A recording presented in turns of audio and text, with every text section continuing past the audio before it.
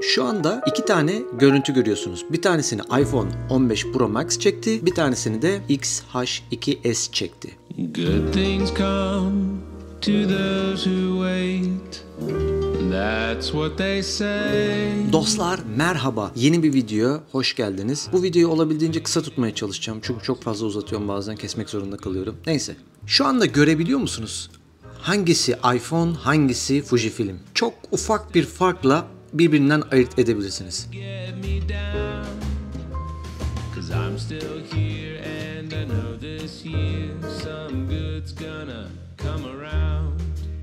Şu anda görüyorsunuz Fujifilm ve iPhone'la çekilen görüntüler. Görüntü kalitesi olarak ve renk olarak birbirlerine gerçekten çok yakınlar. Hangi kamerayla çekildiği belli oluyor. Zaten alan derinliği de bunu size belli ediyor. Çünkü birisinin sensörü büyük, birisinin sensörü de küçük. Full frame bir makinede çekerseniz daha fazla bir alan derinliği sunacak.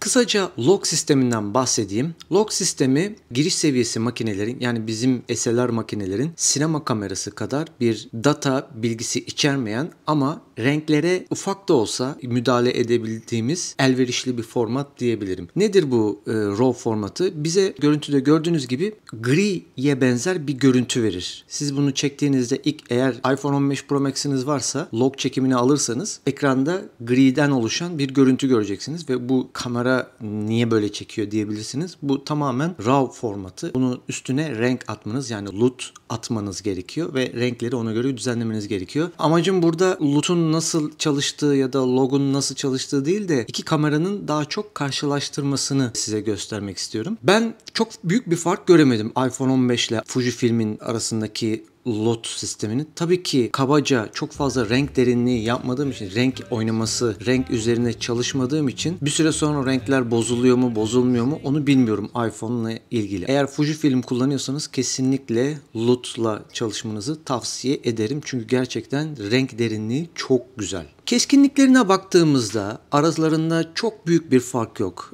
iPhone'un birazcık daha çok keskin olmadığını ama yeterli kadar keskin olduğunu, Fujifilm'in de bayağı keskin olduğunu görüyoruz. Adil bir karşılaştırma olması için yine 4K'da çekim yaptım ve onu da F-Log'da çektim.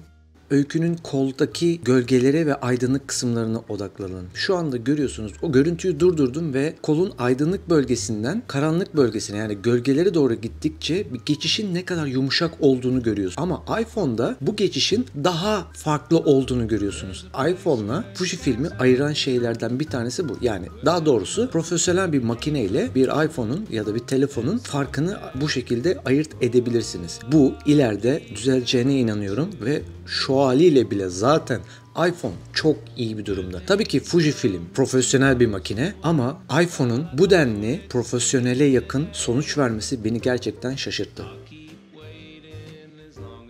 iPhone çok iyi bir iş çıkarmış. Gerçekten süper bir iş çıkarmış. Renk derinliği konusunda çok iyi. Belki de bir sonraki jenerasyonda çok daha iyi, arasındaki renk algısını, renk derinliğini fark edemeyecek kadar üst seviyeleri çıkarmasını bekliyorum. Ben iPhone'la ya da telefonla stok çekimi yapabilir miyim? Fotoğraf çekimi yapabilir miyim? Evet, yapabilirsiniz.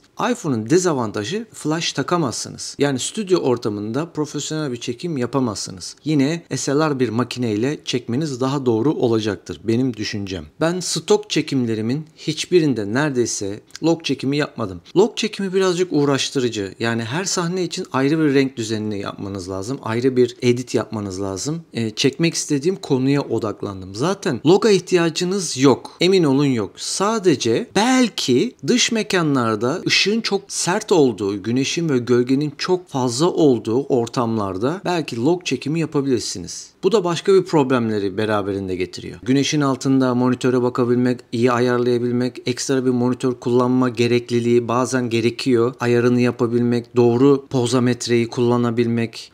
Son olarak valla ben şöyle düşünüyorum. Ben bir içerik üreticisiyim. Gerek stoğa, gerek YouTube'a, gerek dışarıya iş yapıyorum. Çok fazla çekim yapıyorum. Çok fazla deneme yapıyorum. Hatta log çekimlerini bile yeni başladım. Yani şu videoyu bile log çekimi yapıyorum. Ki bu renklendirme işlerine birazcık daha hakim olayım. En azından ne çektim, dışarıda ne çektim, eve geldi ne çıktı içinden diyebilmek için log çekimlerini birazcık merak saldım diyebilirim. Birazcık da kendimi geliştirmek amacıyla bir şeyler öğrenmek lazım diye düşünüyorum. Onun için denemekten korkmayın. Öğrenin bu log çekimini. Eğer bir makineniz varsa, kabaca bir ikinci el makine aldıysanız bu çekimleri yapın. Bir programda, Premiere'de ya da DaVinci'de. DaVinci bu arada ücretsiz. Orada indirebilirsiniz. Orada denemeler yapabilirsiniz.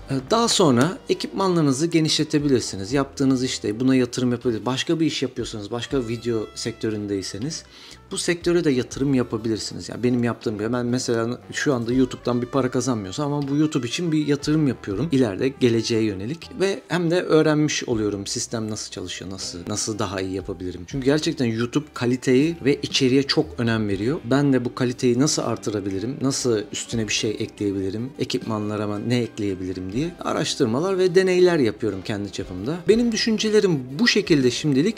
Kısa bir video oldu. Umarım çok da fazla uzatmak istemiyorum. Gördünüz yani çok fazla büyük bir fark yok. Artık kameralar, ya telefonlar bile kameraların, bizim şu kameraların kalitesine ulaştı. İçerik üretmemek için daha doğrusu hiçbir neden yok. Bu işe girin.